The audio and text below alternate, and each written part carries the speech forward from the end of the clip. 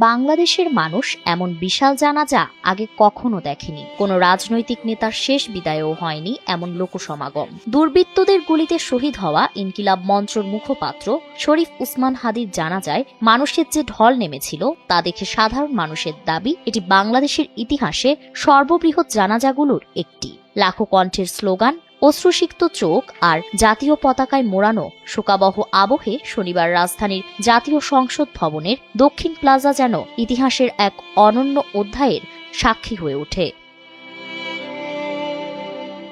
শনিবার দুপুর ২:৩০টার দিকে জাতীয় সংসদ ভবনের দক্ষিণ প্লাজায় শহীদ উসমান হাদির নামাজে জানাজা অনুষ্ঠিত হয়। জুলাই গণ অভ্যুত্থানের সম্মুখভাগের এই যোদ্ধার জানাজায় ইমামতি করেন তার বড় ভাই আবু বকর সিদ্দিক। জানাজায় অংশ নেন প্রধান উপদেষ্টা ডক্টর মোহাম্মদ ইউনুস, উপদেষ্টা পরিষদের একাধিক সদস্য, বিভিন্ন রাজনৈতিক দলের শীর্ষস্থানীয় নেতৃবৃন্দ সহ দেশের নানা শ্রেণী পেশার মানুষ।